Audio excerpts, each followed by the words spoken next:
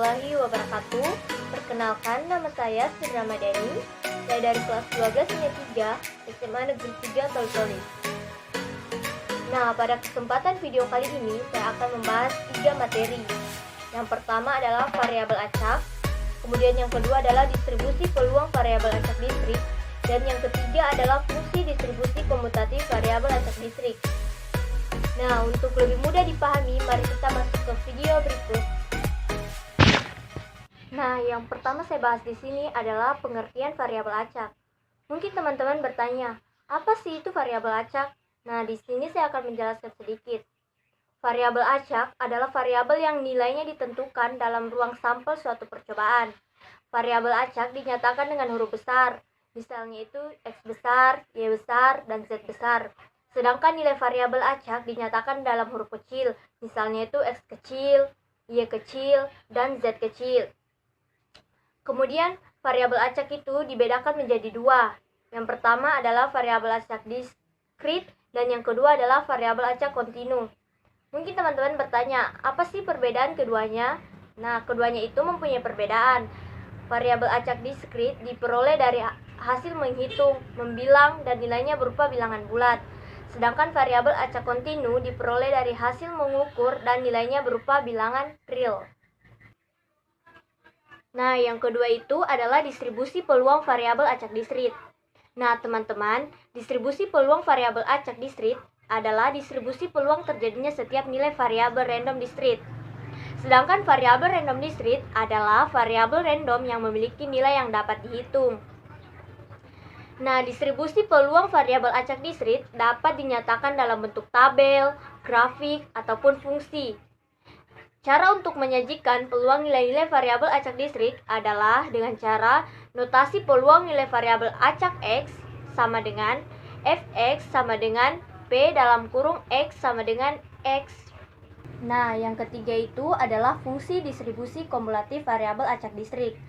Distribusi kumulatif yaitu di mana peluang variabel acak X yang kurang dari atau sama dengan suatu nilai X ditulis dengan Fx sama dengan P dalam kurung X kurang dari atau sama dengan X, di mana nilai Fx-nya itu dinamakan distribusi kumulatif. Nah, yang terakhir, yang keempat, untuk lebih mudah menyelesaikan segala penjelasan yang dari awal saya sudah jelaskan, saya akan masuk ke contoh soal sebagai berikut. Nah, yang ketiga itu saya akan membahas contoh soal. Di sini saya mempunyai soal yaitu pada suatu upacara sekolah diketahui 50% siswa tidak memakai topi dan dasi. Jika 4 siswa dipilih secara acak dari kelas, peluang ada 2 siswa yang tidak memakai dasi dan topi adalah, kemudian jawab. Nah, karena di soal itu terdapat P dan Q, P itu sebagai peluang sukses dan Q itu adalah peluang gagal. Di sini P sama dengan 50% sama dengan 50% itu kan sama dengan 50/100. Jadi kemudian kita perkecil menjadi 1/5. Karena kita mempunyai nilai P, kemudian kita juga mempunyai nilai Q. Q itu adalah peluang gagal. Nah, Q-nya itu sama dengan 50%. Dari mana kita mendapat 50%? Karena P itu harusnya memiliki angka 100%. Jadi sisanya itu, sisa dari 50% adalah 50%. Jadi Q sama dengan 50% sama dengan itu 50/100. Kemudian kita perkecil menjadi 1/5. Kemudian penyelesaiannya, kita tulis rumus. P dalam kurung X sama dengan X sama dengan N kombinasi X dikali P pangkat X dikali Q pangkat N dikurang X. Kemudian kita jawab. P dalam kurung X sama dengan, karena nilai X-nya itu diketahui 2, maka kita tulis X sama dengan 2. Kemudian N kombinasi X, N-nya itu 4, berarti 4 kombinasi 2.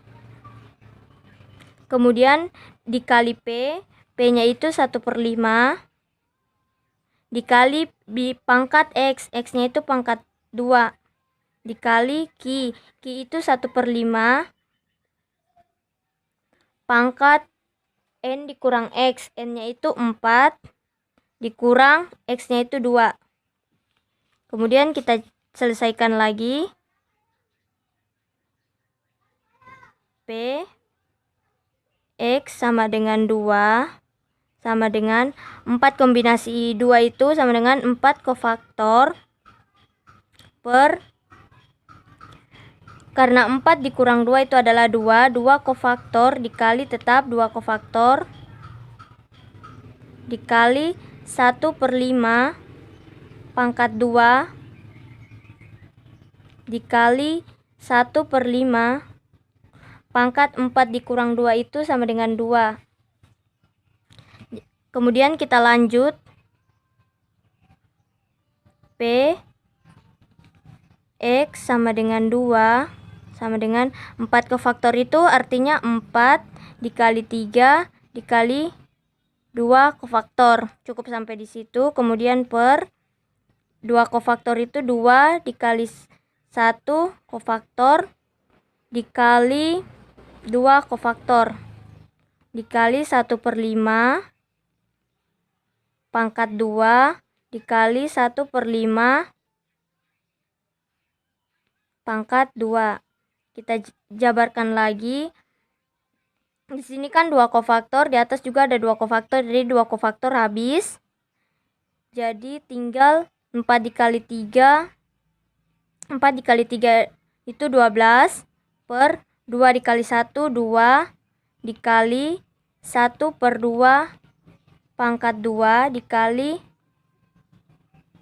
1/5 pangkat 2.